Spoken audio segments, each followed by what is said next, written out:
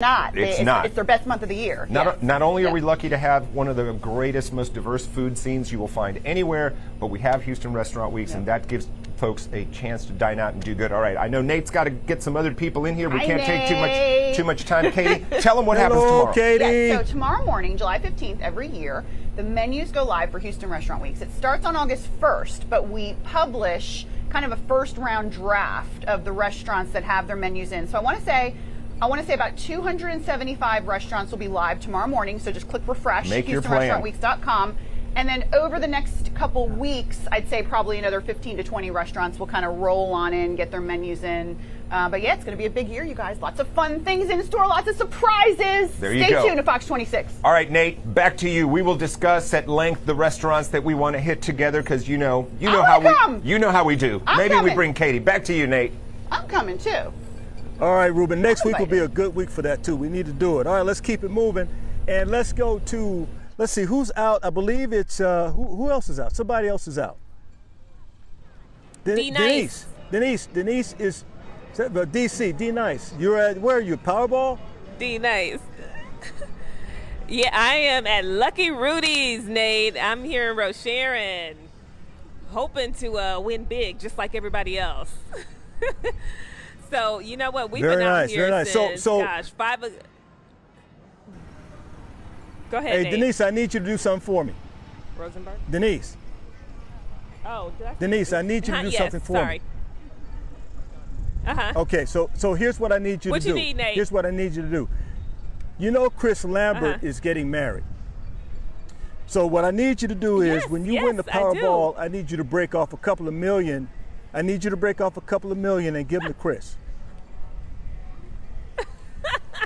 Just a couple million, that's all, huh? Because that's all. He deserves a really nice wedding. Go ahead. Yeah, and you know what? I'm gonna get you some of those Under Armour shirts too that you like. How many do you want? You know what? Don't even worry about it. You can get however many you want. Thank you. Thank you. Go ahead. Do your thing. And yeah, so I'm actually in Rosenberg. Okay, so I had the wrong R's. So, all right, so we've been talking about the Mega Millions, Powerball all morning long. You know, the drawing for the Mega Millions is tonight and the Powerball is tomorrow night. So folks have been, trying their luck here at Lucky Rudy's, including Miss Melissa here. So she is excited because this is her first time at Rudy's, right? So why did you decide to come here? Well, I was on the internet and I went on to Kicks 108, which is a radio station back home in Victoria. And going through their feed, I saw this place pop up and I was like, you know what? I'm going to be there on Friday. I might as well go check it out. Yeah, and I bet you got excited when you looked at this wall and saw the previous winners. Yes, this wall is magnificent. I wish I was the winner of all of those. Exactly. So are you playing both or just one? What are you doing today? Well, actually, I play 4 different games. I play the Lotto, the Mega, the Powerball, and the Texas Two-Step. Okay, all right. So, and what's your strategy when you come in here? How do you pick the numbers? Well, when I go to the big cities, I usually do the quick picks. But I do have my own numbers that I use, and I use like the primary numbers that keep popping up on each of the games. So that's what my numbers are based off of. And you said you've been playing the same numbers though for about 2 years now. Yes. So I'm hoping that like the guy on my Dream Home Lottery, if if he can win in 3 years, I'm hoping I'm somewhere in that category. Well, we sure hope you can win a little something because as you can see, big or small, it makes a difference. Yes, it makes a difference for sure. And so what are your plans, though, if you win? Well, the first thing would be, obviously, to pay off any kind of bills. And if I've got a jalopy, I'm going to give me a brand new vehicle. Otherwise, I really want to travel the world and make sure that, we get to see a lot more. Yes, that would be nice. And I've got family here at the table. And he says he wants a ranch. You're going to get him a ranch? Well, I don't know. He has to be nice enough. No, yeah, we've been talking about getting a ranch and just kind of upgrading for what we already have. Yeah. And then, of course, my mother is about to move in with us, so it would really help, taking care of both mothers. Yeah, so. that would be so nice. So how many tickets did you get in all? So I usually buy 5 tickets per game. Per game? Oh, yes. Wow. Yes. Okay, all right. So how much are you sharing with us? Well, let's see. If you're really nice and end this with a hello, Melissa, have an awesome day, I'll share $2 million with y'all. Ooh, well, that's an increase because earlier, you know, one person said they were going to share $5 with me, and so I was like, okay, yeah, I know, just 5. That's it. I like, Yeah. you know, with the Mega and the Powerball being so high, I'm sure they can share a little bit more. Yeah, see, that's like See? Melissa. This is our new friend. This is our good vibe, you know? You're bringing me some good vibes yes, here. and maybe we'll share some with you too. You know, I'll get you a little bit more than the Under Armour shirts if you're nice. Oh, well now, how about that? Well, I appreciate it. Okay, I need you to pick up a couple of gifts, Denise. You can, that's fine, you know, if there's any money left to purchase my Under Armour shirts, but I need you to get a gift, like I said, for Chris Lambert, and I need you to pick up a gift for Melissa. Okay. Okay? Because Melissa is actually in the studio, and I could have sworn. Melissa's a sweetheart. I could have sworn. Yeah, my point exactly. My point exactly. Have a good weekend, Denise. We'll see you later. Yes. We're going right to Melissa, and we'll figure out what we're going to get Melissa, okay? All right. Bye, Nate. All right. Bye-bye. All right, let's go now to Melissa. Melissa. Nate, I feel bad that Hello, you're Melissa, all hot out there because I'm freezing in the studio and I'm all wrapped up in a big fuzzy blanket. That's not right. I'm sorry. But I've loved your reports out there. Thank you. You bring sunshine to any day. I'm not hot at all. I love the heat. So I'm loving it out here. Well, I have an unusual weekend because I get to spend part of it with you. We have a big date tomorrow night, Nate the Great. We're going to be co-emceeing, baby. Yes. I am looking forward to that. And the reason I am looking forward to that is because I'm going to be working alongside you, as you just mentioned. That is going to be so much fun. And we're going to be roasting, toasting, and doing everything else to Jose Grignon, you know, that we possibly can legally. Oh, yeah. You know, and beat him up a little bit. We did as much as we could of that on air, but now in person with his final big blowout, it is going to be so much fun. So, Nate, it's going to be a bit of a challenge for me tomorrow because we're celebrating Jose. I mean, this is the final hurrah, right? Like we did that on air, now in person. But tomorrow is also my husband's birthday, and it's a milestone birthday. Really? So tonight I'll be celebrating him so that he can sort of have his own time. And then tomorrow I'll be sharing his huge day with my, you know, former TV hubby. But he's a very giving guy, and I think most guys aren't that hip on their birthdays anyway, thank goodness, so he could care less. But I'm trying to still make him feel a little spoiled since we're going to be concentrating a lot on Jose tomorrow. Yeah, I looked at the script. I don't know if you've seen the script or not. The script is really, really cool. They sent it to me, but I haven't looked at it. I'll have to go check it out. I like the script. The script is really cool. Oh, good. And, I can't wait. There are going to be some big names there. Yes, yours, you know, and everybody else's. Even Isaiah Carey. Isaiah Carey's even making, you know, the A list. So, you know, it's kind of cool. A lot of congressmen and women, and that's really big. Well, I have also some medical stories I'm working on for next week and then the following week, and they are going to be really eye-openers, literally, Nate. So I'm working on this medical story where this little boy, just a toddler, was playing in his toolkit and, you know, trying to be like dad, except an Allen wrench ended up in the kid's eye.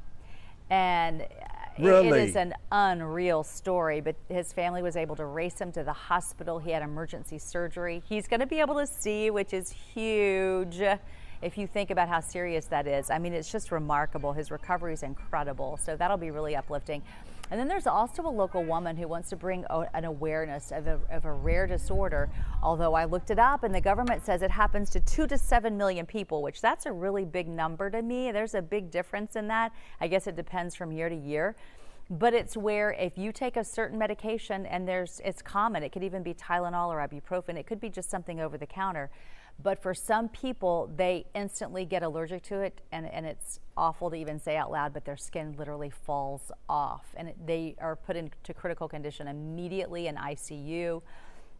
Her story is unreal, so it's a major awareness campaign because the problem is it started in her throat, and she went to the emergency room 7 different times, and she was just told, you have strep throat, and she says, no, the skin is literally falling off my throat. This is not strep, but nobody believed her. And then 8 days later, she's almost lost her life. And so she just wants people to know the warning signs. So that'll be coming in the coming weeks once I get all those interviews put into place. But wow, serious awareness campaigns for sure. Wow, Melissa, I can't wait to see your stories. Yeah, but most importantly, I can't wait to work with you tomorrow night. That's going to be a lot of fun. I'm looking forward to it. It'll be a fun weekend. I can't wait. You're going to take a lot of pictures, too, and put them on social media. Thank you, sweetheart. I'll see you tomorrow. Another glimpse at Jose. People will freak out over it. I know. Thank you, dear. Have a good weekend. We'll see you tomorrow. I'm not sure she heard me. Okay. All right, come on over here, Vernon Dean. All right. Let's talk a little trash now. Okay. And I know you're pretty good at that in your day. Hey, Joe. Look at Joe. I'm good, man. How are you? So tell me something, Vernon. What kind of a player were you when you played? You played DB. You're mean. Well, no, I was actually smart. You know, I wasn't. I was quick, more quick than fast. I ran well enough, but obviously when you have Darryl Green on the other side, he kind of changed the game a little bit. I do remember one game where the first 9 balls came my way. So because he went throwing Darryl Green. Oh, no! You weren't gonna throw. You wasn't gonna throw toward Darryl. I mean, they always tried to find the weakest link, but fortunately for me, I made them pay. I love it. So you wanted to talk trash. That was a little trash that I was talking. What was it like playing for Coach Gibbs? You know, Gibbs was a great motivator. He was smart. He was a tireless worker, and he was kind of like a father figure. You know, I mean, he was concerned about you. I mean, as long as you did the right thing. But once you became a bad person, you know, I mean, and that's the one thing Gibbs used to always say, man, we can make you great football players, but I can't help you be a good person. You know, that's something that you got to do yourself. So, but playing for Gibbs, great motivator. Now, people sleeping on the guy that was really the great motivator was Richie Pettibone. That was our defense coordinator. That's why we're so good on defense. Yeah. But Gibbs was an outstanding coach and an outstanding person. I hope you find the player you want. Stand right here. We got to say goodbye because we're about out of here. No doubt. But I tell you what, this guy Vernon Dean, 2 Super Bowls with the Washington Redskins, and I'm sure you guys. Who was Timmy? Who was the one? Smith. Timmy Smith. Timmy Smith. He was the one who broke it. Yep. Yeah, he was. Timmy Smith got it done. Yeah, he was. All right, guys. Guy too. Yes, that's right. All right, guys. Listen, always great to have great players. Yes, sir. Great former players. Always great to be out here. We love the heat too. I want to thank the folks back at the station. Daniela Cinderella, the very stylish Janae, Lisa Taylor, Brittany, a.k.a. Busy, Keandra, the sweet one, Barbie doll Barbie, Jessica, the great Berman, Rico, the Suave Jones, producer Mark Coleman, the chef John Butler, also known as Mr. Meat, Juan, kind of get a mic check Miller, I want to drink your blood. I think that was pretty good too. Big Daddy Bradley, Elisa, Rashad Snell, Catherine, Texas Tech Grandpa Mark Jenner, Alex What's Up Supco, the Mix Master, Randy Pickle, Juice Tilly, Old Miss Maggie, $2 Top. In Manhattan. You know, so he seemed to give every indication that he's just this normal guy that lives in, you know, in Massapequa. I mean, it's a very nice town. I grew up not far from there, and it's the kind of thing I think we're going to hear the neighbors say. You know what the neighbors are going to say? He's such a nice guy. He was quiet, right? And I would say, well, the suspects who are involved in some of these things never make a big to-do about anything. They want to remain below the radar, and that's their MO. And we do have a psychologist that is going to join us here in about 10 minutes to break down more on that. So we'll definitely have the information there. Joseph Jackalone, anything else that you want to add about this before I let you go? Well, yes, we have to make sure that, you know, I know the true crime community is going to be on top of this. Remember, the motto should be to do no further harm. Remember, there are victims' families that are going to be dealing with a lot of pressure over the next couple of days with interviews and having to relive all this back over again. They lost their loved ones, and I just hope that people are respectful in that regards. Good words there. Very important to remember. These are real people who lost their lives at the hand, allegedly, of this person. Thank you again for taking the time to join us here. Thanks for having me, Josh. Have a great day. You too. All right, everybody, taking a live look once again. We did hear from several different law enforcement officials a short time ago as they provided a little more information here. However, we do know that coming up at 4 p.m. Eastern time, we expect to get a full press briefing. That'll include the DA, local law enforcement, just about everyone there, where we should learn more about the man now taken into custody in connection with the infamous Gilgo Beach serial murders. Now, a suspect in the long unsolved string of killings taken into custody on New York's Long Island, more specifically in Massapequa. That is where this video is coming in live, raw, and unfiltered from. The case involves the murders of 11 people whose remains were found in 2010 and 2011. Most of the victims were young women who had been sex workers, and several of the bodies were found near the town of Gilgo Beach. It is now 11:21 on the East Coast and 8:21 on the West Coast. Let's head to our first 2-minute commercial break of the hour, and on the other side, we're going to get right back into your top stories and live events. You're watching Live Now from Fox. Get the app. Watch us live. Take us Anywhere. Get the app. Watch us live. Take us anywhere. Meet Fox 26's new anchor, Anthony Antoine. I'm all about family, food, and fitness. My family is the source, the reason why I do what I do and why I work so hard. Food, I love to eat. Asian cuisine, Nigerian cuisine. I'm from Trinidad, so I love to eat West Indian food, but now I've got my eyes set on some Tex-Mex and barbecue, and I want to remain fit, so I love going to the gym, and if there's a game of basketball, I got next. Anthony Antoine, coming to Fox 26 News weeknights beginning Monday. Fox 26 is now streaming free on Fox Local. Download now on your preferred streaming device for live newscasts and more. Nobody does more during hurricane season than your Gulf Coast Weather Authority. Coverage on air, online, on our weather app, and on social. Scan the code for a fast and free download. Daily tropical updates give you the earliest possible warnings of developing storms. Testing and rating the gear you need to prepare for the season. Important information in both English and Spanish. Detailed weather reporting with facts, not fear, from Fox 26, your Gulf Coast Weather Authority.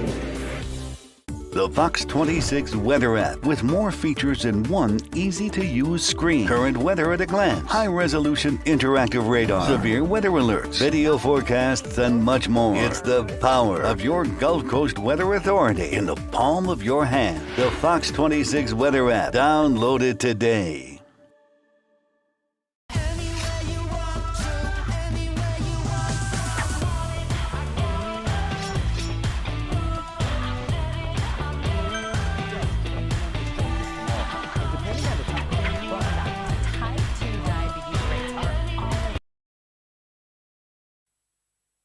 Welcome back here on Live Now from Fox. We do have a live press briefing underway here with House Speaker Kevin McCarthy. Let's pop up the audio and listen in live, raw, and unfiltered.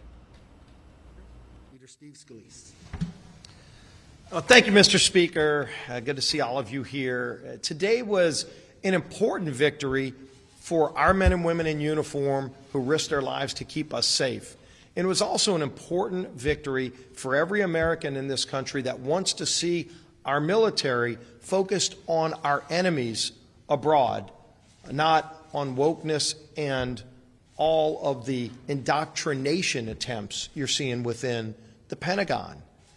And there was a massive rebuke of that far-left ideology and the push that we've seen under the Biden administration. These aren't things that Barack Obama did when he was president. Joe Biden has tried to change the focus of our military. And what you saw today and over the last week is Republicans and Democrats coming together to say, let's focus on our enemies all around the world. There are still bad actors out there that want to do us harm. There are still countries like China who are investing in a different kind of military that we need to be focused on. And as the Speaker pointed out, Chairman Rogers and all of the members of the House Armed Services Committee spent weeks and months putting together a bill that refocuses our military on their core mission, the mission that under the Constitution we as a Congress have an obligation to go out and fulfill and protect and fund. And that's what this NDAA does. It refocuses on the real threats to America as a free nation and as the leader of the free world, and allows us to get back focused on that role. Yeah, it's a shame that Democrats walked away from that. It's a shame that Democrats walked away from a 5% pay raise to our men and women in uniform who deserve it because they wanted to defend a far-left woke indoctrination ideology. That's not the focus of the Department of Defense.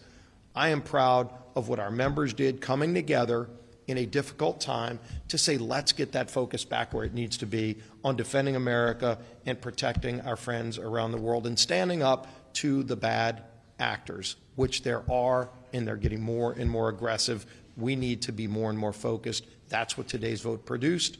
And the gentleman who put together that vote coalition is our whip, Mr. Emmer. Thank you, Steve. Thanks, Pete. First, I want to thank the Speaker for his leadership, the Majority Leader, Elise, everybody who's up here. I want to thank the best Chief Deputy Whip that anybody could have in the entire Whip team, Guy Reschenthaler and the entire team. And I want to thank our members. I want to thank our members for remembering why they were sent here. They're sent here to put America first and American safety and security first, and that's exactly what they did today. Everybody said this couldn't happen. Again, as Guy was telling me on the way down here, I guess this was our next first big test. If you think about it, we've had 6 months now of Kevin McCarthy and our House Republican majority, Speaker McCarthy.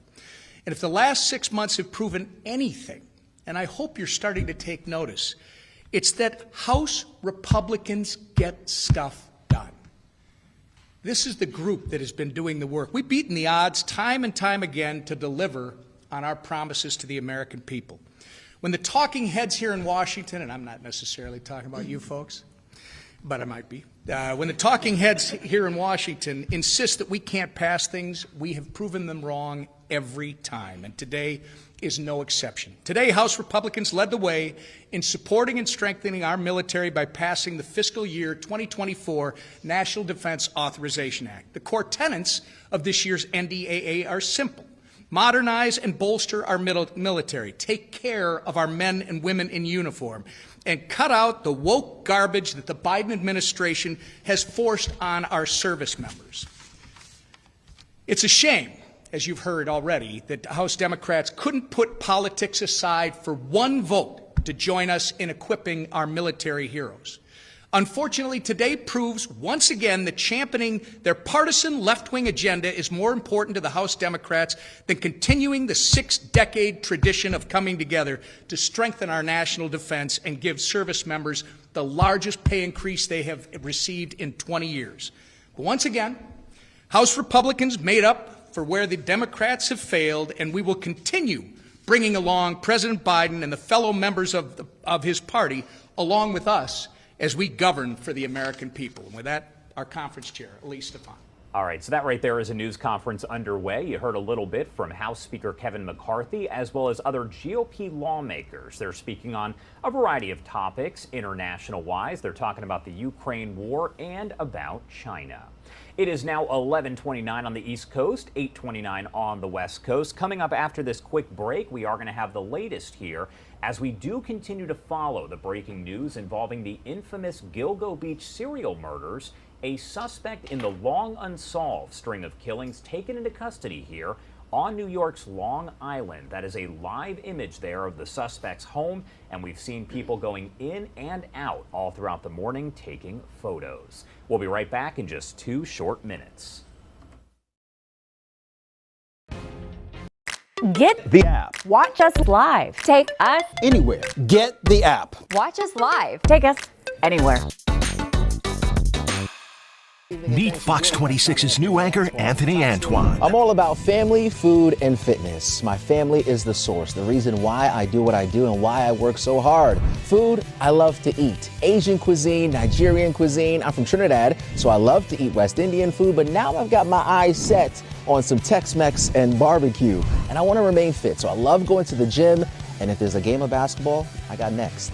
Anthony Antoine, coming to Fox 26 News weeknights beginning Monday. Fox 26 is now streaming free on Fox Local. Download now on your preferred streaming device for live newscasts and more. Nobody does more during hurricane season than your Gulf Coast Weather Authority. Coverage on air, online, on our weather app, and on social. Scan the code for a fast and free download. Daily tropical updates give you the earliest possible warnings of developing storms. Testing and rating the gear you need to prepare for the season. Important information in both English and Spanish. Detailed weather reporting with facts, not fear, from Fox 26, your Gulf Coast Weather Authority. The Fox 26 Weather app with more features in one easy-to-use screen. Current weather at a glance, high-resolution interactive radar, severe weather alerts, video forecasts, and much more. It's the power of your Gulf Coast Weather Authority in the palm of your hand. The Fox 26 Weather app. Download it today.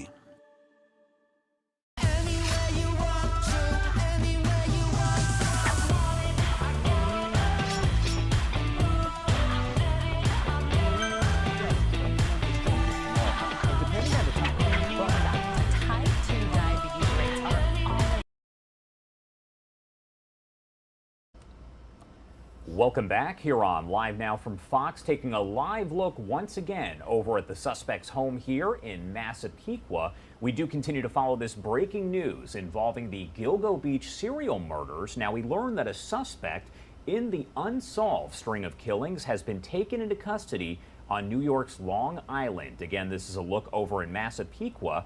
And you are looking at a live image of the suspect's home. We've seen people kind of going in and out all throughout the morning. And a very brief press briefing was held not too long ago. No information really released, but we expect a full news conference to take place around 4 p.m. Eastern Time. So we'll bring that to you live, raw, and unfiltered. Now, the case involves the murders of 11 people whose remains were found in 2010 and 2011. Most of the victims were young women who had been sex workers, and several of the bodies were found near the town of Gilgo Beach. Dr. John Delatorre is a clinical and forensic psychologist and joins us now live to talk more about the case. Thank you so much for taking the time to be here.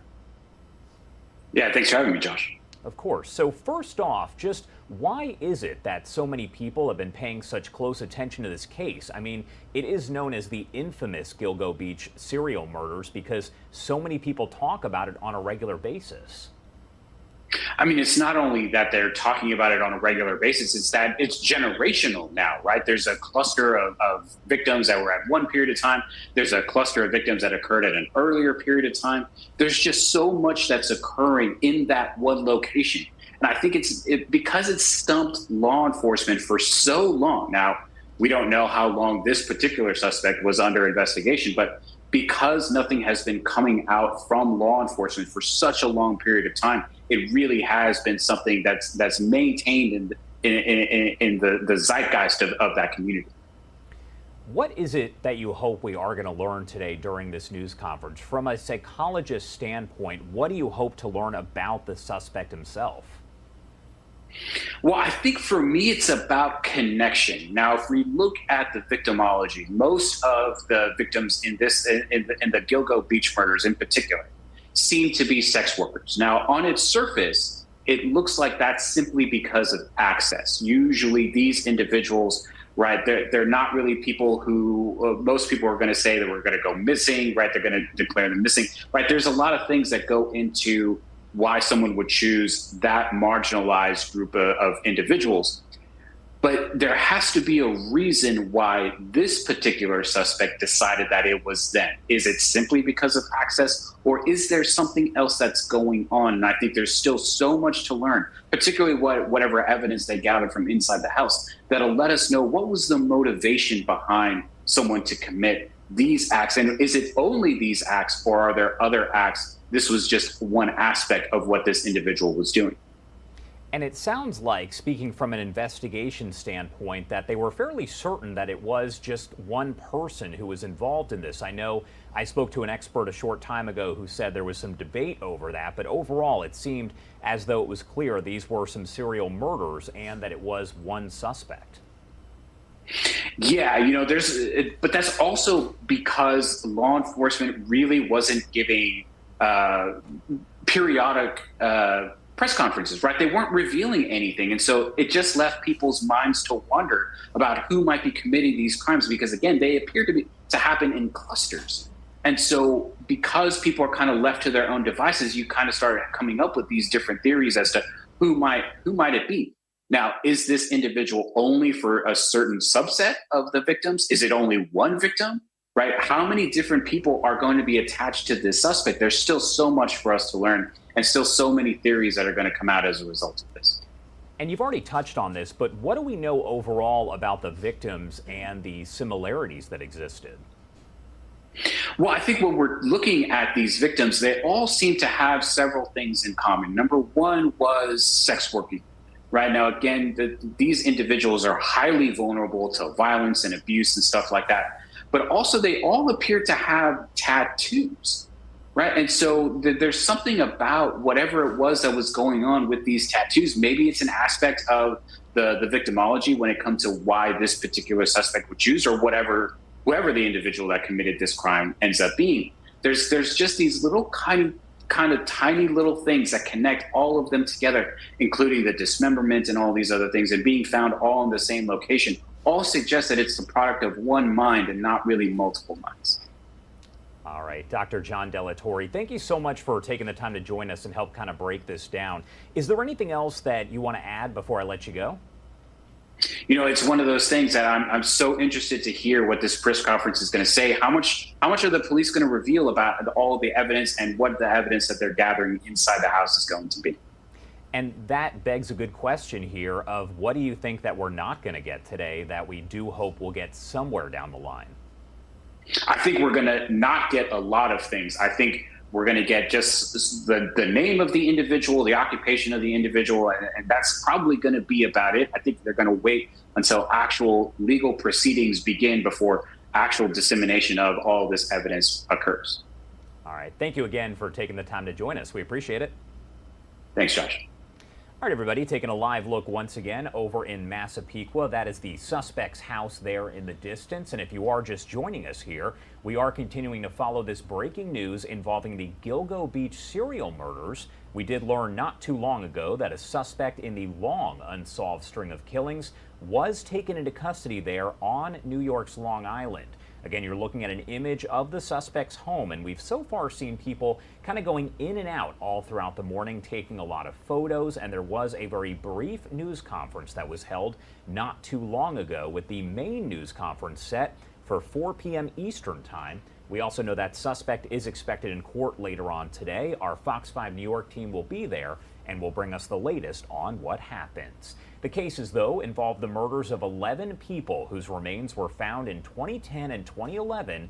Most of those victims, young women who had been sex workers, and several of the bodies found near the town of Gilgo Beach. It is now 11:39 on the East Coast and 8:39 on the West Coast. My name is Josh Breslow, and I'm here to bring you all of your top stories from across the country and across the world. Let's head to a quick 2-minute commercial break, and on the other side, we'll get right back into your headlines, top stories, and live events. You're watching Live Now from Fox. Get the app. Watch us live. Take us anywhere. Get the app. Watch us live. Take us anywhere.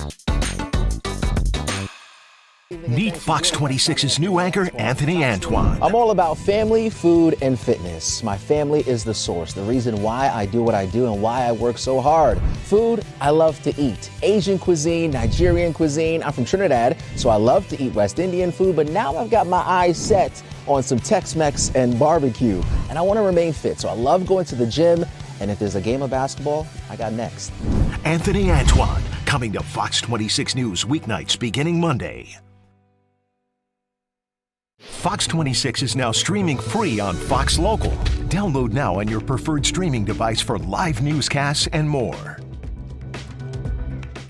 Nobody does more during hurricane season than your Gulf Coast Weather Authority. Coverage on air, online, on our weather app, and on social. Scan the code for a fast and free download. Daily tropical updates give you the earliest possible warnings of developing storms. Testing and rating the gear you need to prepare for the season. Important information in both English and Spanish. Detailed weather reporting with facts, not fear, from Fox 26, your Gulf Coast Weather Authority.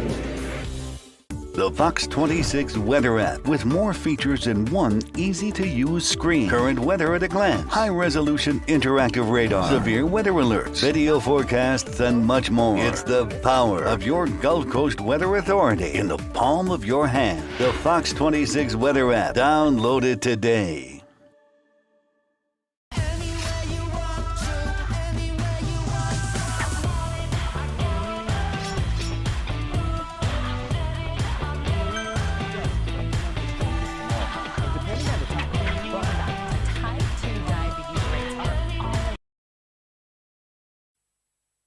Welcome back here on Live Now from Fox, 11:41 on the East Coast and 8:41 on the West Coast. I want to get into some of the big stories right now, and for the first time in decades, Hollywood is facing a strike by 2 of its unions. Today, members of the Screen Actors Guild will take their place alongside writers on the picket lines. Mario Ramirez with our Fox 11 LA team is live at Paramount Studios and joins us now with more on what to expect here. Mario, thank you so much for being here. Josh, good morning to you. We're just outside one of the major Hollywood studios where we've seen writers on the picket lines for over 2 months now. And today, those picket lines will grow. You can see some of the activity here behind me. The SAG-AFTRA signs indicating they are on strike. Thousands of actors expected to officially join the picket lines. And it's not only here at Paramount Studios, but several others, including Sony, Universal, Warner Brothers, and Netflix. And this strike was announced during a news conference with SAG-AFTRA President Fran Drescher. We have some video here showing that. She called out wealthy studio executives while they're making billions in profits. Many of its members here, SAG-AFTRA members, are struggling from job to job to make it through. And it follows weeks of failed negotiations on a new labor contract between the Actors Union and the Alliance of Motion Picture and Television Producers. That's the trade group representing these major studios and streaming services. SAG-AFTRA representing about 160,000 performers, many who will join members of the Writers Guild of America, who've been on strike since May 2nd over some of the same issues, mainly higher pay for streaming content, which the union says has reshaped the labor landscape, and restrictions on the use of artificial intelligence in TV and film production. Now, this strike will essentially shut down what little production sites were still operating. Coming back out here live, and we're seeing these numbers grow out here for this strike. The union rules, we want to mention, do prevent actors from shooting, auditioning, rehearsing, and making any appearances. So this is going to have a further disruption than what the entertainment industry already saw when writers went on strike, and we've seen that again for over 2 months now. Live here in Hollywood, Josh, back to you. And so the big question becomes, do we have any idea at this point what sort of productions are going to shut down as a result of this? Yeah, things are being pushed back. A good example is the Primetime Emmy Awards that are scheduled for September 8th, with actors not able to make appearances. That could be pushed back as far as January.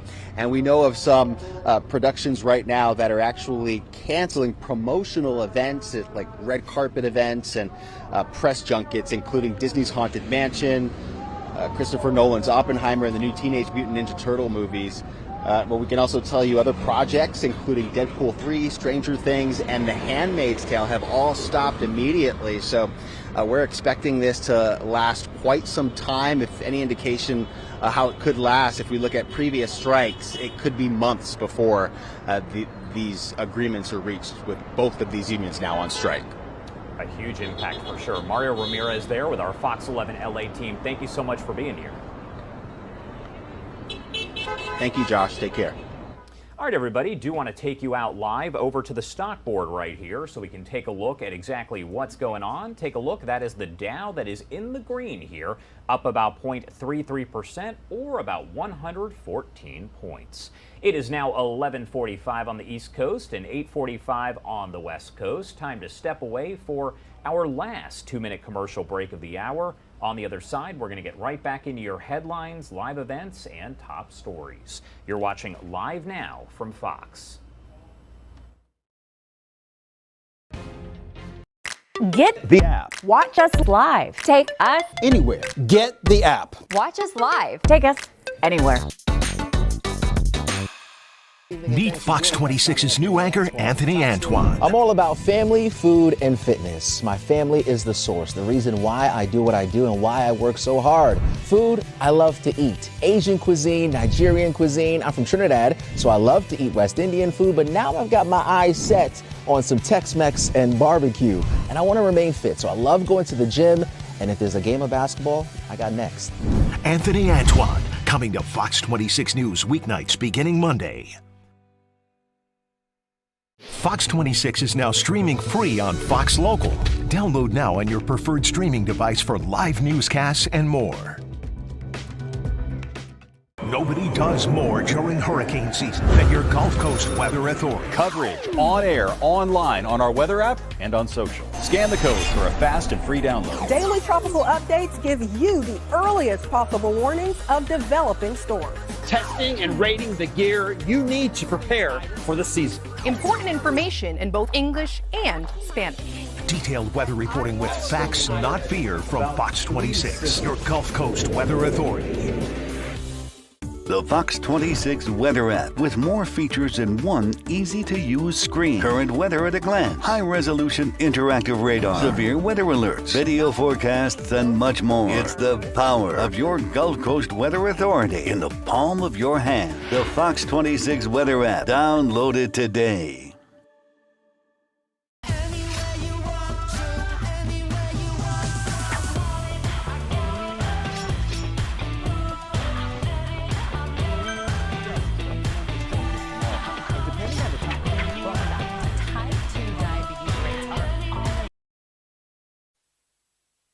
Welcome back here on Live Now from Fox. You are taking a live look over in Massapequa, New York right there as we do continue to follow this breaking news involving the infamous Gilgo Beach serial murders. We learned that a suspect in the long-solved string of killings has now been taken into custody on New York's Long Island, more specifically what you're seeing there in Massapequa. The case does involve the murders of 11 people whose remains were found in the years 2010 and 2011. Most of the victims were young women who had been sex workers. Now, several of the bodies were found near the town of Gilgo Beach. News of a suspect being taken into custody comes just a day after state police responded to a report of skeletal remains found in a wooded area off the Southern State Parkway. Police planned a briefing near the site on Friday afternoon, but it was not immediately clear if those remains were linked to the Gilgo Beach case. Now, again, we are working to learn more about this suspect. We know he is expected in court later on today. We do have our Fox 5 New York team that is working to gather more information on that, so we'll make sure to bring that to you live, raw, and unfiltered as we do get it. And at 4 p.m. Eastern Time, there is expected to be a news conference with several agencies, including the District Attorney's Office. Again, you can watch that right here on Live Now from Fox. I do want to head out live over to D.C. right now, where we do have House Speaker Kevin McCarthy taking questions from reporters on a variety of topics. Let's pop up the audio and listen in.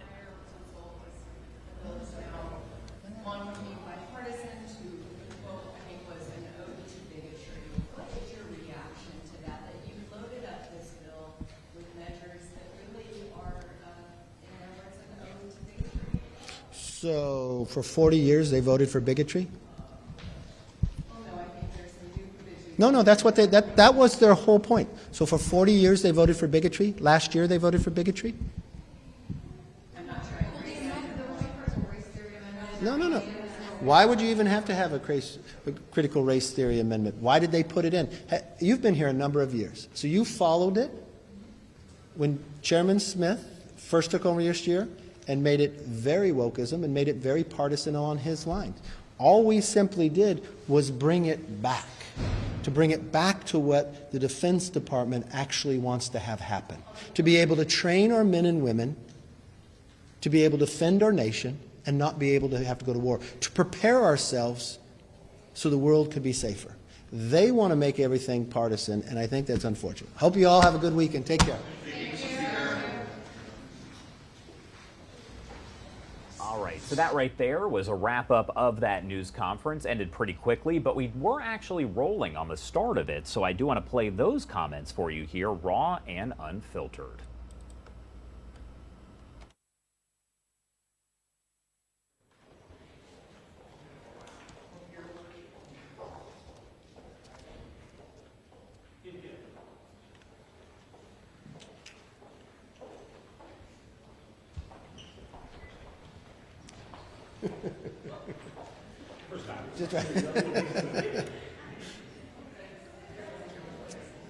First of all, thank you for coming. I'm sorry to disappoint you that Republicans continue to keep our promises, and we just, again, from all your questions all week long, will the NDA pass this week? Not many of you ever asked me about the policy, so I want to spend some moment. Your first question, yes, it passed. Now let's actually get through to what we promised the American public what we'd do. I first want to start thanking Chairman Rogers and all the members of the Armed Services Committee for the work they did. I'm grateful for their leadership on this important issue. House Republicans have made a commitment to America that we would fight for a nation that is safe. Today, we kept that promise by passing the National Defense Authorization Act. Under this bill, men and women in uniform who make sacrifices for our nation every day will receive the biggest pay raise in decades. We all know they deserve it. Radical programs that have forced our troops at the expense of readiness are now eliminated. Cutting-edge technology that is essential for the future of this country and to keep freedom around the world in the rise of China and Russia will receive more investment than we've watched in the past. And taxpayers will save more than $40 billion as this bill roots out wasteful spending. The real question that you never asked me that I wish you would, why did the Democrats vote no? Technically, it's a bipartisan vote, but 4 Democrats vote with us. Are the rest of the Democrats against a pay raise for their veterans? Are they against deterring China for a safe future? Are they against rooting out wasteful spending? Because they all voted against it today. They can claim a lot of things. But the biggest issue they claim why they voted against, they voted for just last year. It's a good thing that Republicans are in the majority, but it's more important that we keep our promises to America and to our men and women who serve to defend us. And today is exactly what we did. With that, let me call up our leader, Leader Steve Scalise. Well, thank you, Mr. Speaker. Good to see all of you here. Today was an important victory for our men and women in uniform who risked their lives to keep us safe. And it was also an important victory for every American in this country that wants to see our military focused on our enemies abroad, not on wokeness and all of the indoctrination attempts you're seeing within the Pentagon. And there was a massive rebuke of that far-left ideology and the push that we've seen under the Biden administration.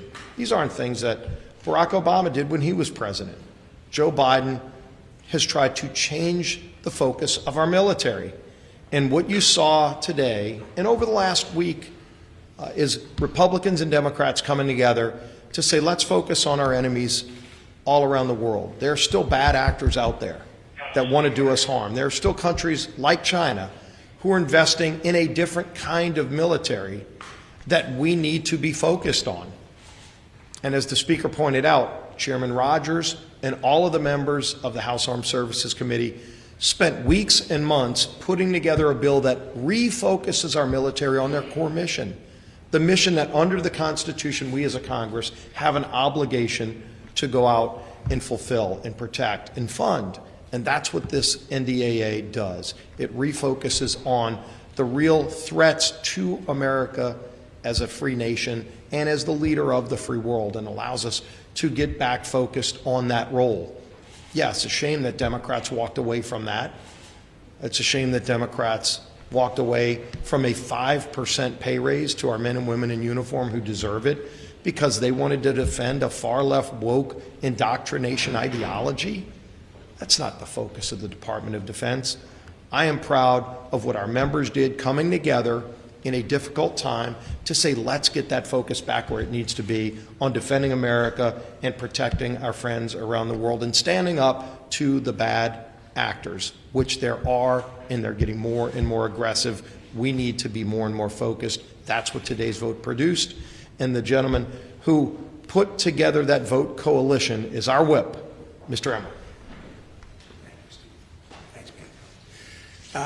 First, I want to thank Speaker for his leadership, the Majority Leader, Elise, everybody who's up here. I want to thank the best Chief Deputy Whip that anybody could have in the entire Whip team, Guy Reschenthaler and the entire team. And I want to thank our members. I want to thank our members for remembering why they were sent here. They're sent here to put America first and American safety and security first, and that's exactly what they did today. Everybody said this couldn't happen. Again, as Guy was telling me on the way down here, I guess this was our next first big test. If you think about it, we've had 6 months now of Kevin McCarthy and our House Republican majority, Speaker McCarthy. And if the last 6 months have proven anything, and I hope you're starting to take notice, it's that House Republicans get stuff done. This is the group that has been doing the work. We've beaten the odds time and time again to deliver on our promises to the American people. When the talking heads here in Washington, and I'm not necessarily talking about you folks, but I might be, when the talking heads here in Washington insist that we can't pass things, we have proven them wrong every time, and today is no exception. Today, House Republicans led the way in supporting and strengthening our military by passing the fiscal year 2024 National Defense Authorization Act. The core tenets of this year's NDAA are simple. Modernize and bolster our military, take care of our men and women in uniform, and cut out the woke garbage that the Biden administration has forced on our service members. It's a shame, as you've heard already, that House Democrats couldn't put politics aside for one vote to join us in equipping our military heroes.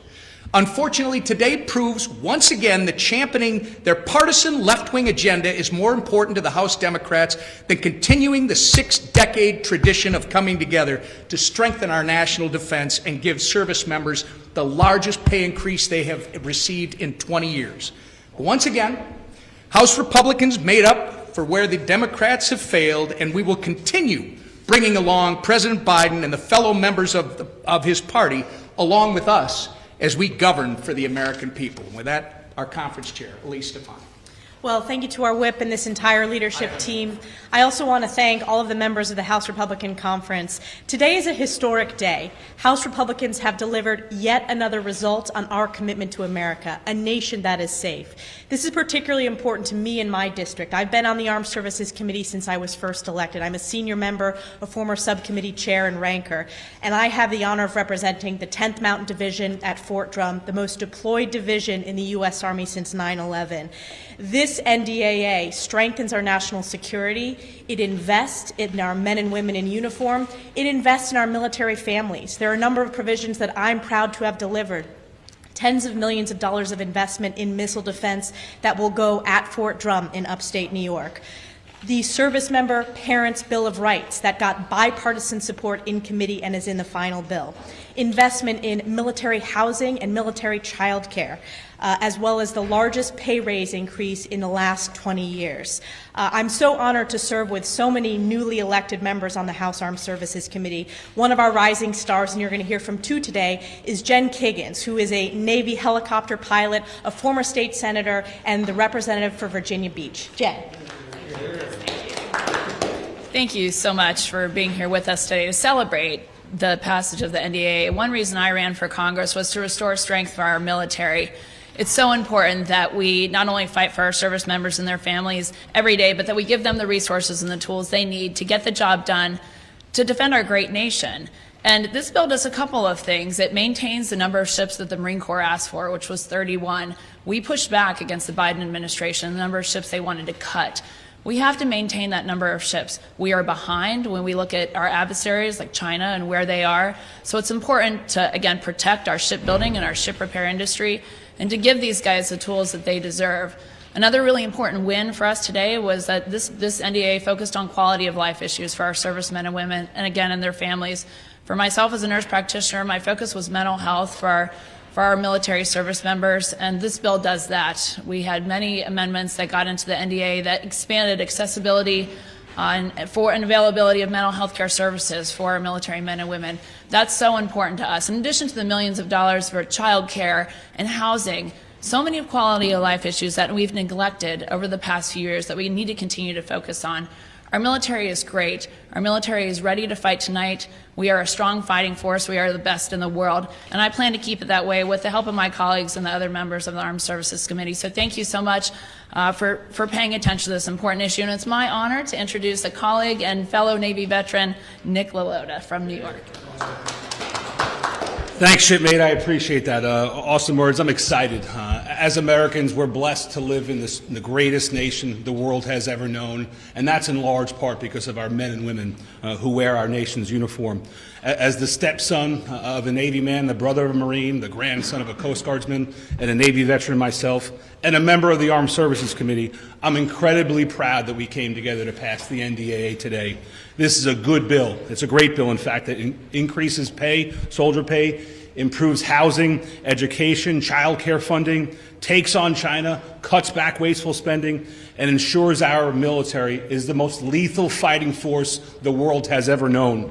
I'm proud of the leadership of the folks behind me, and especially in the Armed Services Committee under Chairman Rogers, bringing us together, talking about, debating several amendments, both in committee and on the floor, that got us to the point that we passed this awesome bill that will fund our military.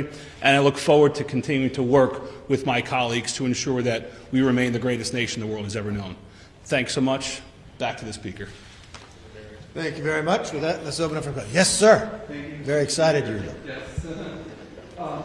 One, how do you reconcile that the Senate product will be different and that it'll be difficult, if not impossible, to have the culture war amendments in the conference version, and the second, the ball's down in the Democrat-led Senate's hands? What message is the House sending to the Senate with this bill? Just focus on the military. Stop using taxpayer money to do their own wokeism.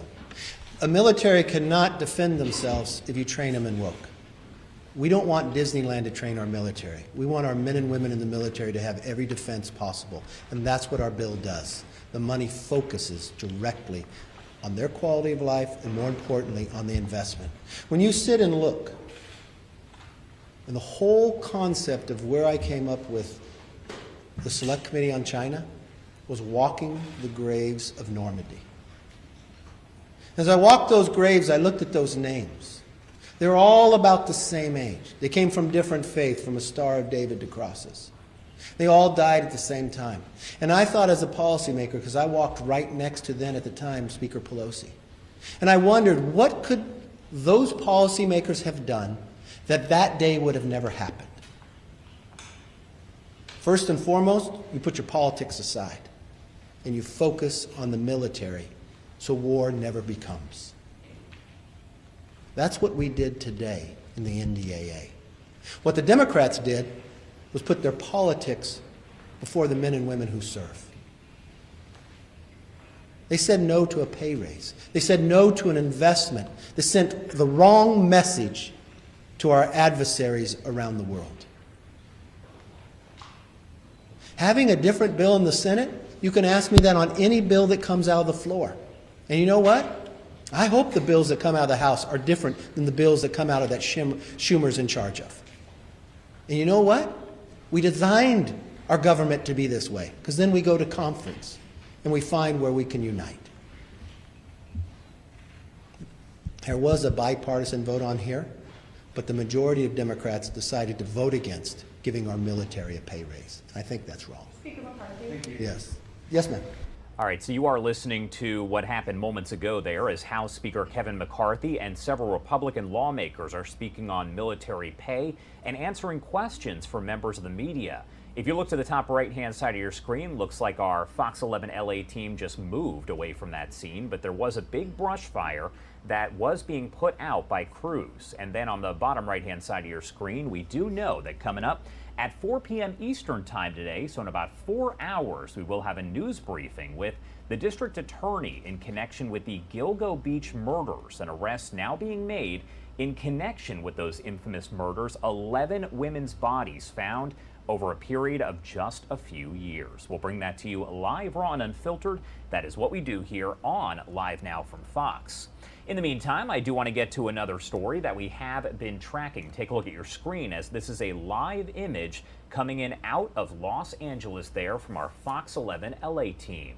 Hollywood actors joining screenwriters in the first dual strike from the two unions in more than 6 decades. The strike for the actors beginning there at noon. A.J. Christian is an associate professor of communication studies at Northwestern University and director of the Media and Data Equity Lab. He joins us now live to talk more about all of this. Thank you so much for taking the time to be here. Thanks for having me. Of course. So first off, just kind of explain to me how we got to this point where we are right now. There's a lot of factors that led us to this point, largely the transition in Hollywood from broadcast and cable to streaming. The streaming economy has really changed the equation for actors and writers. It's made it more difficult for them to get what are called residual or syndication payments on work they've already done. That was the base of stability for most actors and writers for most of the 20th century, where if you made a film or TV show, if it was re-aired on another channel or globally, you would get more payments, and that would keep you sustained while you were in between jobs, because most people don't work every single month in Hollywood. Unfortunately, streaming locks those films and series on one platform, which means the actors and writers don't get paid. And so a lot of them are really struggling to make a living wage in a middle-class lifestyle. There's also this question of AI, which has popped up into the news across all industries this year, and it affects writers and actors too, where these companies might be able to actually use their work without actually hiring them. This is the first labor action with AI on the negotiating table. Is this kind of what we expected to happen at this point? We know that this has kind of been the thought process, I guess, that this could potentially happen, but is this what we expected to take place here, where there would be this first dual strike in decades? I think it's not surprising for anyone who's been following the trends in Hollywood for several years now. It's just been really a decline in working conditions for the past 10 years. As we've had more and more shows made, every individual show has fewer episodes, fewer writers, fewer actors, less residual payments, smaller payments in general. So I think it was inevitable that this strike was going to happen eventually, just like it happened in 2007, 2008 with the writers when streaming was new, and just like it happened in 1960 when there weren't even residuals. So I think this was pretty much expected, but, you know, I should say the Screen Actors Guild seemed to be negotiating in good faith for most of June. They kept delaying talks, and it seemed like maybe they were actually going to work out a deal like the directors did. But in fact, it seems like the studios did not want to make a deal. They want to drive a hard line, and they want to see if they can break these unions at this critical point in their stock prices. And we saw some pretty strong words from Fran Drescher. She's, of course, the president there. What were your thoughts as you're watching her kind of make those comments and call some folks out, I would say? Yeah, it seemed like Fran Drescher was really channeling a lot of the collective rage in America today. Of course, actors like Fran Drescher, who benefited from the broadcast and cable economy, have made a really good living as an actor, but they're really the top 1% of all of the people in the SAG-AFTRA union. Most of their workers are like most Americans. They're working class people trying to make a middle class life, and these corporations are taking profits because they want to appease shareholders and their own stock prices instead of actually serving their workers. This is across Hollywood, not just Screen Actors, but the writers, even the below-the-line crew members, the electricians, the camera operators, which are really blue-collar jobs, have been complaining about working conditions for several years. So what you saw Fran Drescher channeling is making sure that she knows that her members know that she's on their side, right? She might be a multimillionaire, but she knows that most of them aren't, that this is actually part of a broader class struggle that's happening in America right now. What sort of impact are we going to see here, and how soon are we going to see an impact? I know certain productions have already put out some notes to say they're not going to happen. Absolutely. I mean, a lot of production has been shut down since the writers went on strike about a month ago. But now anything that was trying to eke through that's scripted film or television is definitely shut down. There's also, I think, very meaningfully for the streamers, promotional opportunities are also not happening right now. The SAG union released yesterday a list of things that actors cannot do, and it's a lot of things. It includes ultra low budget theatrical, it includes promotional opportunities, red carpets, award shows. They can do some things like reality shows, game shows, it seems are okay. They can do kind of sponsored social media content, but they can't do promotional social media content. So actors are not going to be pumping a lot of the films and series that are released right now, and that's going to hurt the marketing capabilities of these streaming companies in the short term. Yeah, when I saw some of the rules there that were put out, I'm wondering about talk shows, things like that. But what goes through your mind as you're looking at some of these images here on your screen and you see folks on the picket line there? I'm seeing a lot of solidarity, right? Writers have been out here for several weeks now protesting these studios. Many actors have also been joining them, but now even more will. And we're going to see a lot of attention on these protests because, of course, there are very famous actors, right? These are some of the most recognizable faces in the world that will now be picketing and not working because, frankly, they have nothing else to do, right? There's no productions really happening for them right now. They have limited opportunities outside of that, with the exception of maybe indie and ultra low budget or micro budget productions. So what we're going to see is a lot of inspiration, I think, for a lot of Americans that, you know, you can fight for your rights, right? This is the first time that workers are saying no to AI and that workers need to control AI. I think a lot of Americans that are looking at the potential eradication of their jobs through AI are looking at these protests and saying, oh, wait, we actually do have the power in this economy. We actually can take back the value of our labor. So I think because of the media attention, because there's so many famous people on the picket lines, I think we're broadly seeing the rise of and the escalation of what has already been the resurgence of labor and unionization in America. What do you think about the AI aspect of this? Because that was, some parts of that are kind of shocking. I know that we talk a lot about artificial intelligence and how it can be used in the future, it can take jobs away, that sort of thing. But when you're talking specifically about Hollywood, movie making, TV shows being made, it's kind of an interesting aspect that a lot of people didn't really think about until now. Yeah, AI is going to change our entire economy. Every single job, every single industry is going to be impacted by AI, possibly for the better, but it really poses a lot of risk for the power of workers to actually control their own labor.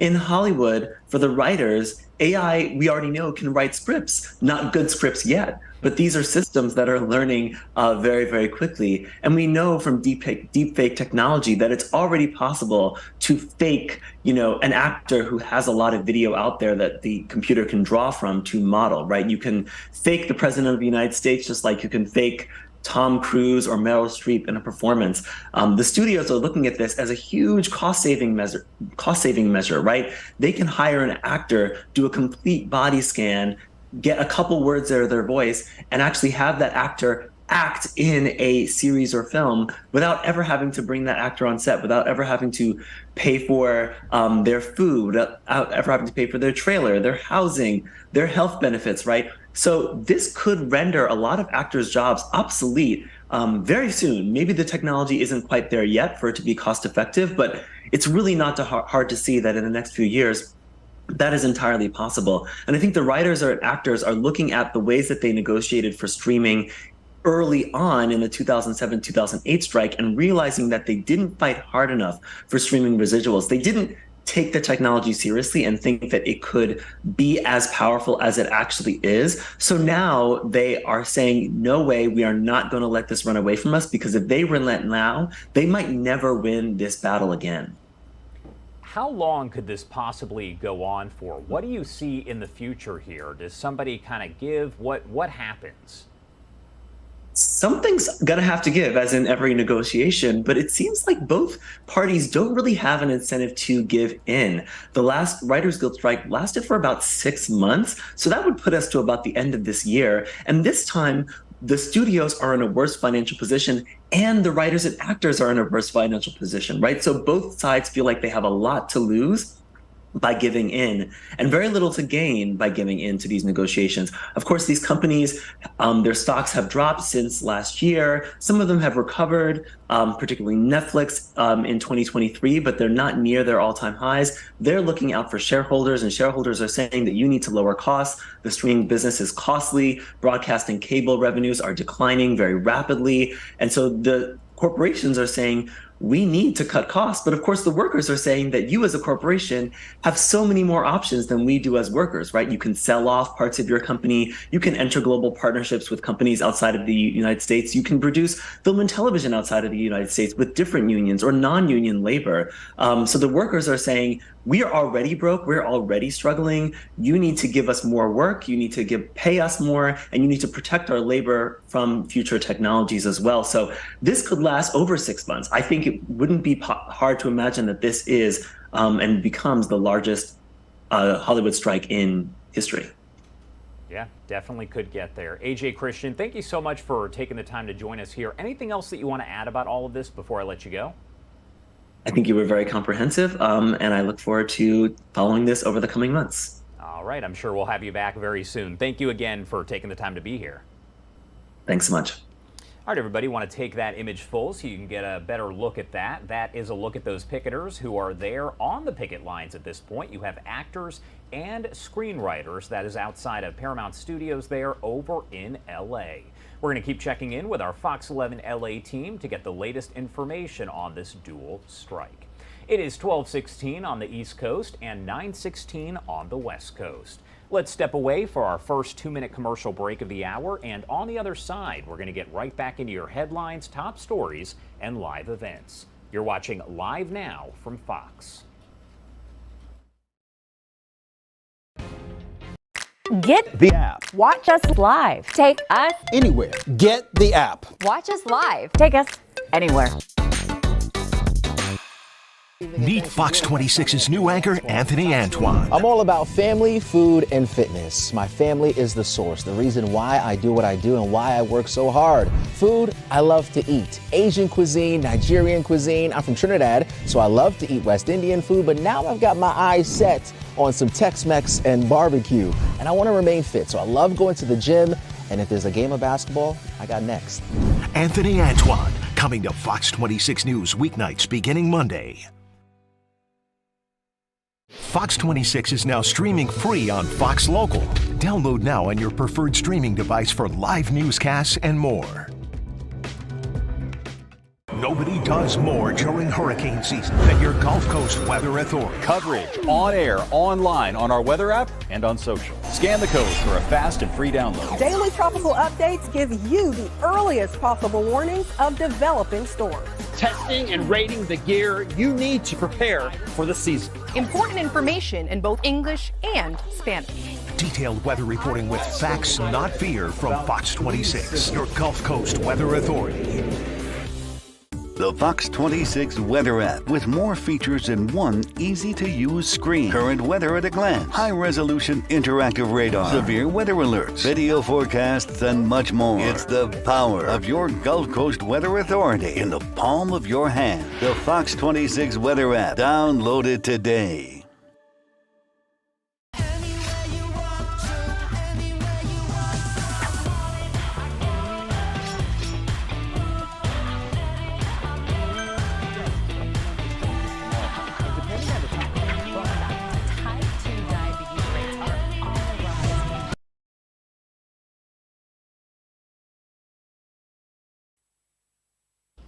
Welcome back here on Live Now from Fox. The time 12:19 over on the East Coast, and it is 9:19 on the West Coast. Once again, taking a live look outside Paramount Studios. That is where you can see folks have now gathered. The picket lines growing just a little bit there as we now have actors joining in with screenwriters there in the first dual strike from the two unions in more than 6 decades. The strike for the actors began at noon. You can see the number of people there outside Paramount growing very quickly here. And coming up in just about 10 minutes, we expect to be joined by Kelly O'Grady with Fox Business. She is out at one of the picket lines and will join us again live to bring us the latest. We also have a live look over in Massapequa, New York. That is where the suspect has been taken into custody in connection with the infamous Gilgo Beach serial murders. Now, the suspect in the long unsolved string of murders has been taken into custody on Long Island there, more specifically there in Massapequa. Now, the case involves the murders of 11 people whose remains were found in 2010 and 2011. Most of those victims were young women who had been sex workers, and several of the bodies were found near the town of Gilgo Beach. News of a suspect being taken into custody comes a day after state police responded to a report of skeletal remains found in a wooded area off the Southern State Parkway. Police planned a briefing near the site on Friday afternoon that is later on today, but it is not clear if those remains are linked to the Gilgo Beach case. Now, we do know at 4 p.m. Eastern Time today, the district attorney will hold a news briefing on this arrest, and we'll bring that to you live, raw, and unfiltered. I do want to get to some of the other headlines that we are following at this hour right now, and one of them involves the investigation of that cocaine that was found inside the White House earlier on this month. Doug Luzader with Fox News has that report for us. And despite the White House being one of the most secure buildings on the planet, the Secret Service claims it has reached a dead end. The White House is supposed to be about as secure as buildings can possibly be, but the Secret Service says they are stymied. Less than 2 weeks since cocaine was discovered in a small cubby here, the inquiry is now over.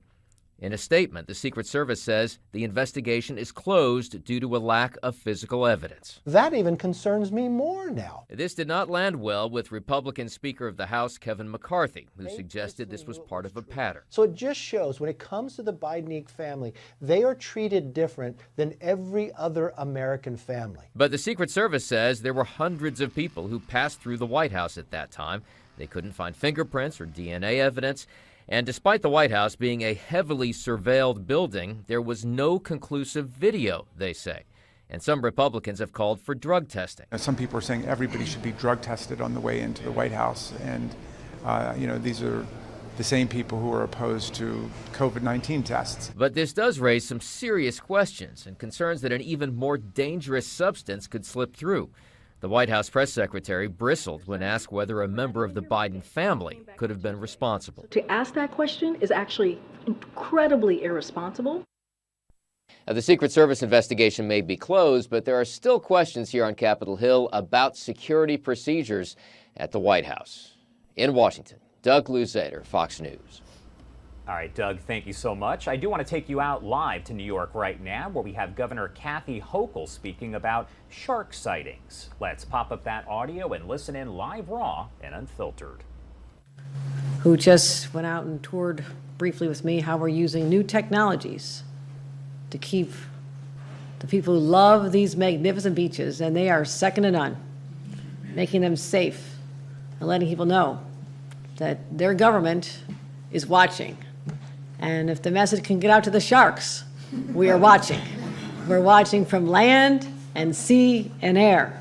Well, we just launched some drones today, and there's going to be some visual momentarily to show you what that looks like. So thank you, County Executive, our Commissioner of State Parks, Eric Kulisade, who's been working so hard. I mean, you think about what he's doing here, but he's been racing up and down the Hudson Valley as we're trying to restore some normalcy to our other state parks, Bear Mountain, others where there's access.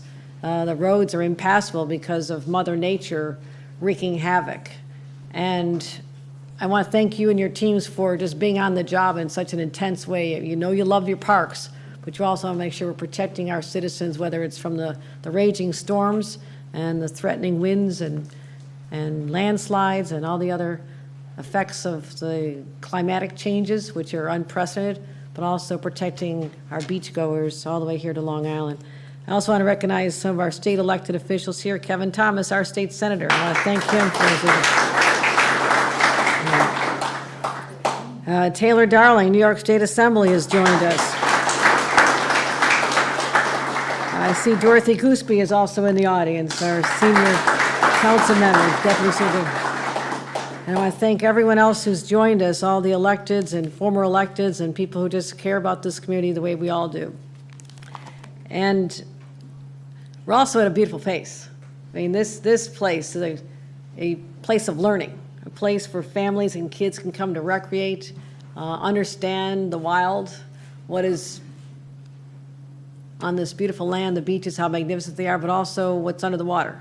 So this is an eye-opening experience for young people to come and have a chance to, in this beautiful space, have a chance to learn more. So it's also not a coincidence that today is National Shark Awareness Day. They've got a day for everything. And you think about the fact that back in 1975, I don't think a lot of people in this room were born then. We all look so young. But also, people didn't think a lot about sharks until 1975, until Jaws premiered in all the theaters. And so everyone's had this on their minds ever since then. You know, even if it was their grandparents who saw it, a lot of people were exposed to, that particular story. place called Amityville, which I'm told is not our Amityville. It's a different Amityville. But you think about how rare that was. You know, it was a blockbuster story because it was so surreal and so rare. But it's always been in the imagination of beachgoers, I guarantee it.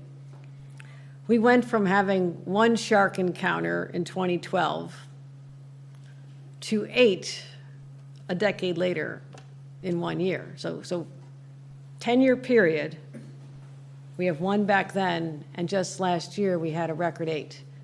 And the sharks are coming closer, and this is the good news.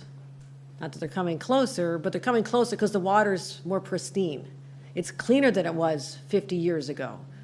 And the habitat is moving, and the species that they feed off of are coming in closer because we've done such a good job cleaning up the water that people swim in and the fish and sharks live in. So that is a good thing, but it's also something that we need to be on guard about. And so giving the lessons of last summer and seeing the change in sharks' behavior, we knew early on, before the season even started, we had to take preemptive steps and get the awareness out there and to do everything we can to keep beachgoers safe. So we're talking about a couple ways we can deploy this, and the county executive will tell you what he's doing locally as well as what our commissioner's doing. But part of it was making sure that we have money to embrace the new technologies. And what I saw on the back of a state police boat just a short time ago was the use of drones that are launched by a highly trained young person who is living the dream, given that he was addicted to video games growing up. His words, not mine. But a dream job for him as he's launching drones that are going up in the air, scouring the landscape, literally not just looking at the topical area, but can see the shadows and the movement beneath the surface. It was extraordinary, and was sending pictures back of us looking at the drone. So it was really fascinating to see, but I don't assume that many counties have budgeted for drones for shark watching. So the state wanted to step up and do our part, and I thank our state legislators for helping with the resources. So we have $1 million plan where we're equipping communities with high-tech drones to monitor shark activity. And starting today, we'll be providing over 60 of these drones to communities from Long Island to New York City to Westchester, which is our vulnerable areas. And so it's not just the drones, which is great. It's also the training and certification that has to follow that. So those are the steps we're taking. And we want to make sure that none of our communities ever appear on Shark Week, which premieres at the end of the month. But this is an opportunity for us to, again, bring awareness to beachgoers, be vigilant, thank our lifeguards on the beaches who are on the front lines. And we all know there's been a challenge recruiting lifeguards, so we actually decided last year to pay them more to entice them to work here instead of flipping hamburgers. You know, come here, we need you, we need you. We need you to help protect our families and our children in particular. So we're going to be harnessing the power of technology, the human capital of our lifeguards, and making sure we're doing everything we can to literally take the bite out of any future shark encounters here at these beautiful beaches. So I want to thank everyone for joining us here today. Jen, this is just more of a public awareness moment to just say this is out there. It is not a deterrent to come to the beaches. You're not going to find more beautiful beaches than you find in the state of New York, anywhere.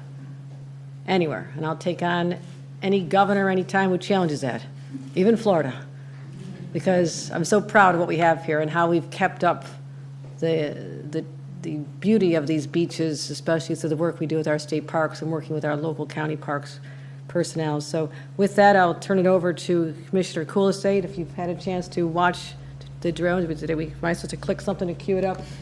All right, so that was New York Governor Kathy Hokel speaking on shark sightings. The number there at the beach is saying, yes, they're out there. They're using drones to track the sharks, but it's not a deterrent there for beaches. Taking a live look right now outside Paramount Studios there in LA. You can see the picket lines right there. That is that dual strike, the first one in decades involving actors and screenwriters. We're going to go live to Kelly O'Grady with Fox Business coming up here in just a few minutes. But for now, let's head to a quick 2-minute commercial break. You're watching Live Now from Fox.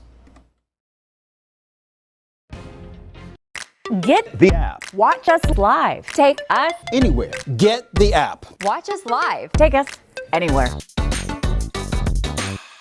Meet Fox 26's new anchor, Anthony Antoine. I'm all about family, food, and fitness. My family is the source, the reason why I do what I do and why I work so hard. Food, I love to eat. Asian cuisine, Nigerian cuisine. I'm from Trinidad, so I love to eat West Indian food, but now I've got my eyes set on some Tex-Mex and barbecue. And I want to remain fit, so I love going to the gym.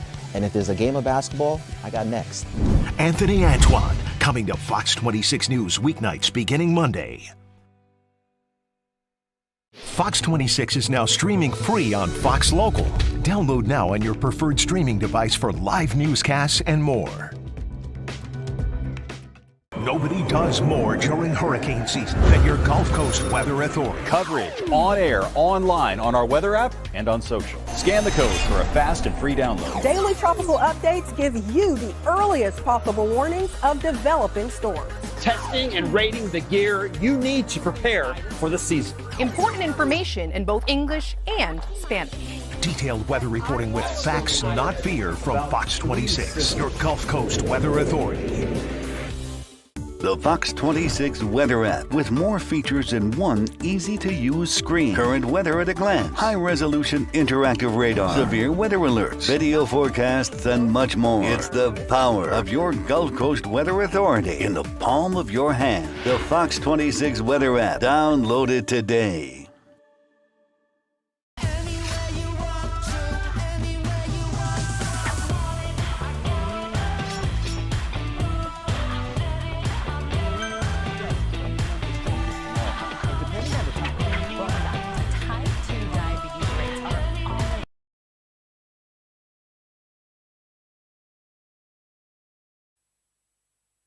Welcome back here on Live Now from Fox, taking a live look right now outside Paramount Studios, that is over in Los Angeles, where you can see that Hollywood actors have joined screenwriters there in the first dual strike from the two unions in more than 6 decades. Kelly O'Grady with Fox Business is live out there, and she joins us now to talk more about all of this. Kelly, thank you so much for taking the time to be here. What exactly are the actors after? Well, it's great to be with you, Josh. So basically, the main sticking points are artificial intelligence and more pay. There's a lot of concern that AI could be used to wipe out voiceover actors, even potentially at some point in the future as actors themselves. We also know that that's been a big concern in the writer's strike that has already been going on for a number of months at this point, that ChatGPT could just write your next episode of The Simpsons, right? The other thing is pay. Okay, I'm at Netflix headquarters today. Streamers have completely changed the game. In that traditional Hollywood distribution model, you used to have different windows. If you were on a TV show like Castle, it would be what's called syndicated. Your show would then be played on a TNT or a TBS, and you'd get residuals from that. Streaming is totally different. There isn't a clear model for how actors, writers are going to get paid for that content down the line when their content is licensed to streamers. So those are the two big pieces. A lot of frustration, a lot of passion here today, Josh.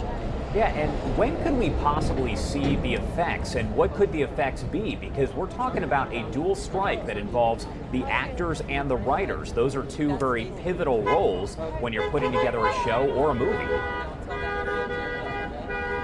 Absolutely. So I'll talk about this in sort of two stages. You're going to see an immediate impact with all of the movies that we're excited to see this summer. So I'm talking Barbie, I'm talking Oppenheimer, Mission Impossible. The actors, under their contract with the union, they can't promote those movies. So in fact, last night, Oppenheimer premiered in London, and the cast walked out in the middle of it because that was when the announcement was made about the actors joining the writers in this strike. Now, when it comes to the sort of medium to long-term impact, September, right? All of your network TV shows come back. You're probably going to see a delay because you've had writers not writing scripts for a couple of months, and now you're not even going to have actors to perform the scripts that have been written. So that's kind of what you can expect to see as a viewer. In terms of the economic impact, the writer's strike in 2007, and mind you, that was just the writers that were on strike, that caused roughly $2.1 billion of an economic impact to the Southern California area. Lost jobs, think hair and makeup artists, set lighting, set makers, hotels, restaurants that people use when they're here on location. So a lot of different dynamics that it's not just going to impact the actors and the writers and the content, but Southern California in general. And we've heard from Fran Drescher there, the signing president. She's been out there speaking. What is she saying? I'd love to, but I can't go around. So she's saying that she feels really, really confident that there's going to be a thing. She is actually, my photographer is moving the camera because she is going to be right with us in a second. I'm going to try and ask her a question if I can, but I'll tell you she's very confident that we could see a resolution very soon because the actors have a lot of negotiating power, Josh. What's it like being there in that atmosphere? Because it seems like you have these large numbers of people that have shown up there around noontime today. That's right. It's very chaotic. You can hear the passion, but it's very hot too. But I think, this shows people are at their wits' end and they are willing to come out and strike and show people that they mean business, Josh. All right, Kelly O'Grady there with Fox Business. Thank you so much for taking the time to join us. We appreciate it.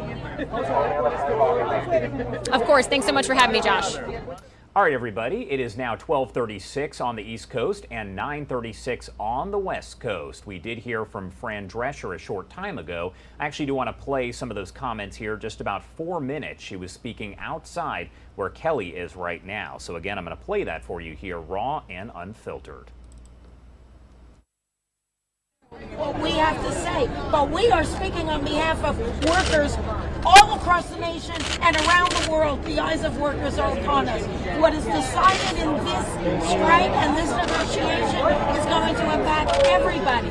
And if we don't take control of this situation from these greedy megalomaniacs, we are all going to be in threat of losing our livelihoods. Fran, what's it like to see this support here today? What was it? Well, Fran, what's it like to see this support here today and around the world for the action you're taking? Well, I'm very moved and I'm really overwhelmed by the level of support. I think that viewers and fans around the world totally are in our corner. They appreciate the contribution that we make in their lives, and I think that everybody believes that all workers should be compensated and protected. And, I'm not really here for me as much as the 99.9% of the membership who are working people, who are just trying to make a living, to put food on the table, pay rent, and get their kids off to school. And they are the ones that are being squeezed out of their livelihood. And it's just pathetic. Do you genuinely believe this is a fight you can win now, Fran? Absolutely.